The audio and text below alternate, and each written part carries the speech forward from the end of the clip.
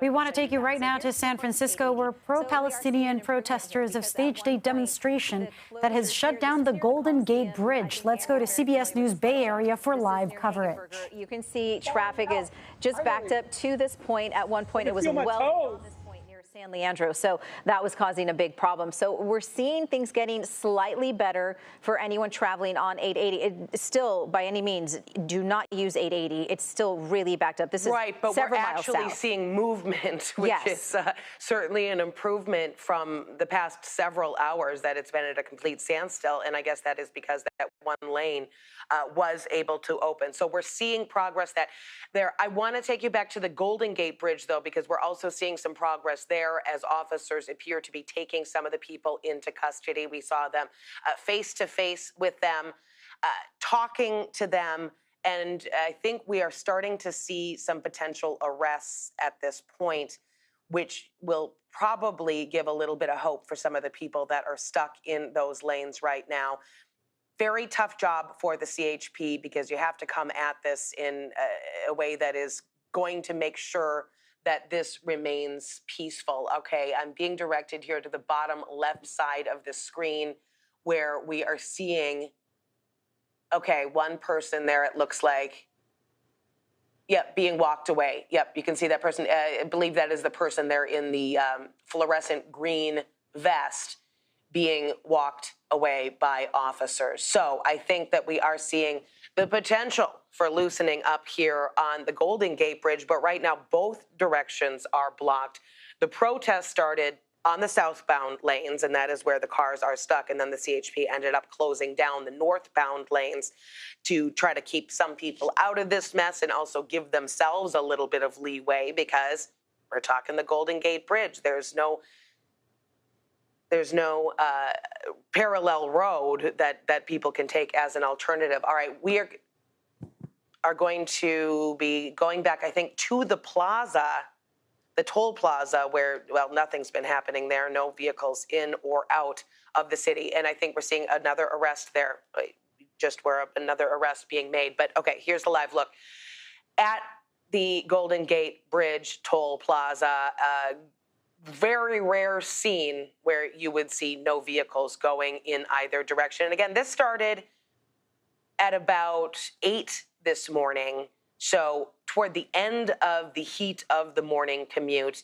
And this was part of the rolling protest that had started in the East Bay on 880. So the protesters, well coordinated, trying to keep officers on their toes.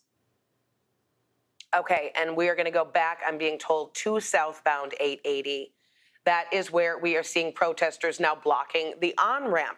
So let's keep this straight. A lot of the issues, all the issues really that we saw this morning on 880 were in the northbound lanes. That is where protesters had chained themselves to heavy barrels and blocked all the lanes. Southbound was still open, but now we see this new line of protesters blocking one of the on-ramps to southbound 880. So if we can just reiterate one more time, do avoid the area as this does continue to evolve and protesters potentially find new inroads to disrupting the traffic there in the East Bay. 880 near the Coliseum, we're starting to see traffic slowly move in the northbound lanes, but southbound lanes right now being blocked by these protesters, and we don't see any vehicles in that area, so officers must have caught wind of this and are keeping people away from even trying to get on those southbound lanes. You can see some people just passing by the area, which is, if you're able to, certainly the best option at this point. Nobody wants to get stuck in this mess because no timeline for when this traffic is going to loosen up. But we did see police, CHP, moving in on both the protest on 880 as well as the protest on the Golden Gate Bridge. So you would think within the next hour or so we would see these protesters moved out and we would just have to deal with the traffic backup. Here's a live look right now at 880 where that protest started. The lanes that you're seeing here on the closer side of the screen, those are the southbound lanes, which are still moving.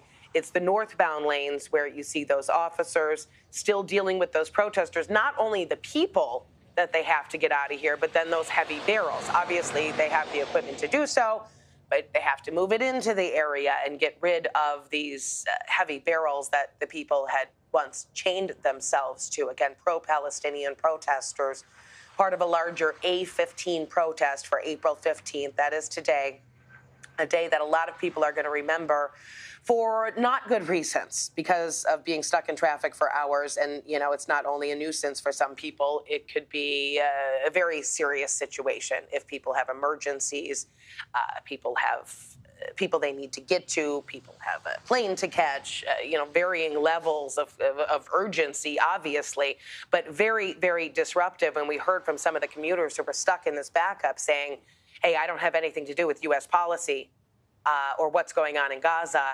I agree with the protesters. A lot of people have said that, but the way that it's affecting their life and that they're basically helpless to change is certainly a huge frustration for probably thousands of people that were dealing with this. Again, you're taking a live look at the northbound lanes once this white truck passes through of 880 near the Coliseum, and you can see those officers still trying to get those people and those barrels out of the way. Let's go back to Gianna Franco again, because, Gianna, you've got the context. You've been here for hours watching this all unfold. Yeah, I mean, the closure on 880 started at about 6:30, so several hours now later, we're seeing some movement on the freeways. And northbound, if you're headed through here, so the locator here is just south of 980, right near that 7th Street exit, not too far from Embarcadero, an area where, you know, you see a lot of trucks travel near that Port of Oakland area, and that's what's been shut down. But it's good to kind of see how our photographer pulled out so you can see that one lane now open. That's the fast lane, the one closest to the center divide, that's allowing traffic to work their way through there. Now, you still have those 3 right lanes, though, completely shut down, and I don't know when those will open up, but at least this is a bit of relief for anyone traveling through there.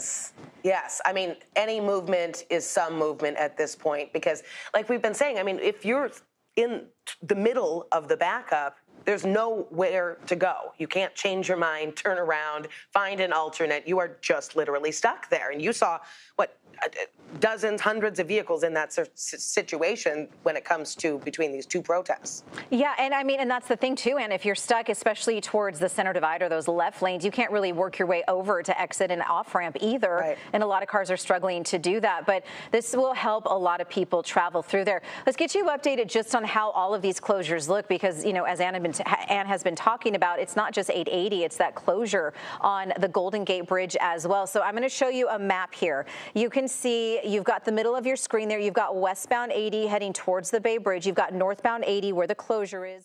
You have been watching CBS News Bay Area's coverage of a pro-Palestinian protest that has blocked traffic on the Golden Gate Bridge, as well as other highways in the area. We saw at least one person being let off by police.